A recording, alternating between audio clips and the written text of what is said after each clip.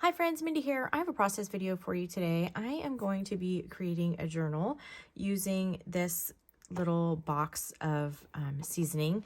And if you've been following my channel for a while, you know that I like to use these kind of boxes to create little journals to work in.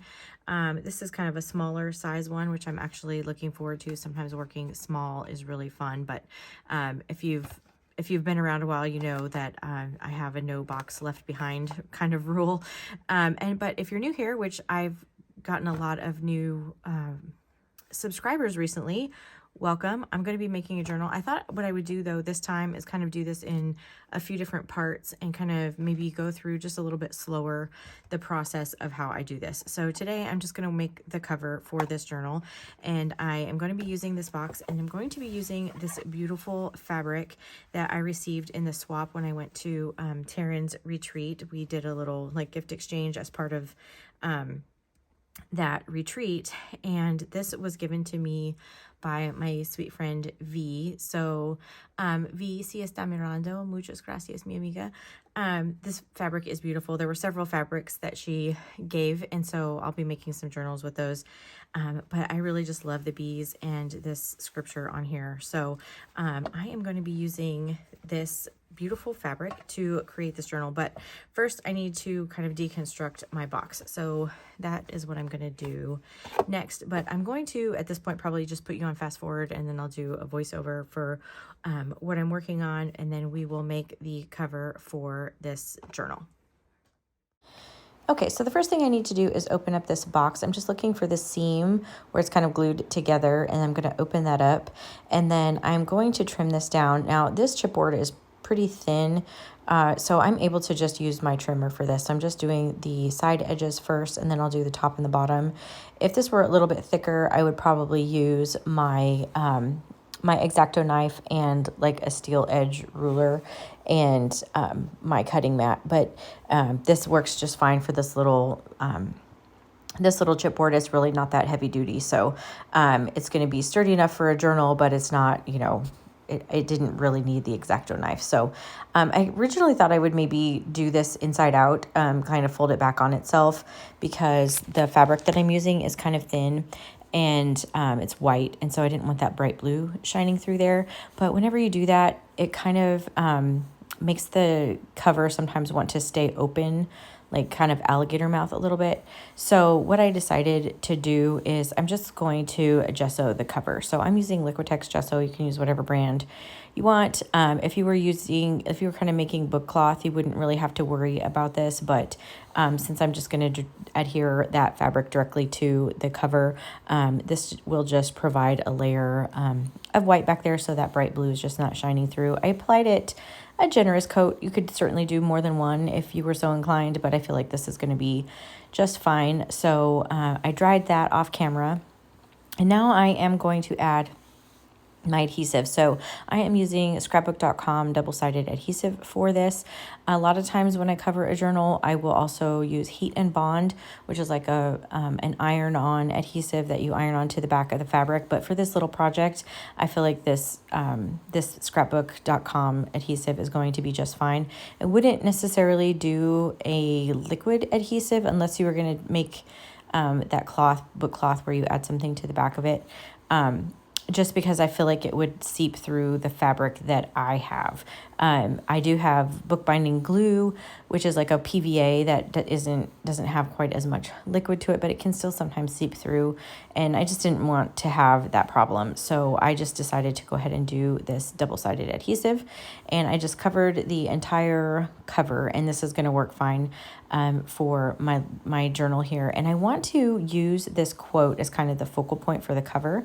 This is a scripture from Proverbs, and so as I'm lining this up, I'm thinking I have plenty of room for this quote on the cover. I can kind of feel like the ridge in the fold. And so I trimmed it down so that I would have that kind of in the bottom right-hand corner.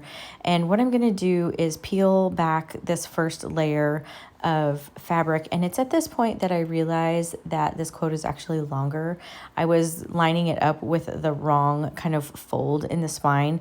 So part of my quote is going to end up actually on the spine, which is totally fine. I ended up also getting it just a little bit crooked. It's not as straight as I would have liked, but I think it's still fine. I love this little fabric, and I think I'm going to make this little bee themed journal because of just the cover. I just really love this fabric. So I just peeled back just a little bit of that corner just to kind of get it started so that I had a place to kind of keep the fabric kind of down where I wanted it. And then I'm just going to go and pull the release papers from the other two pieces of adhesive on here.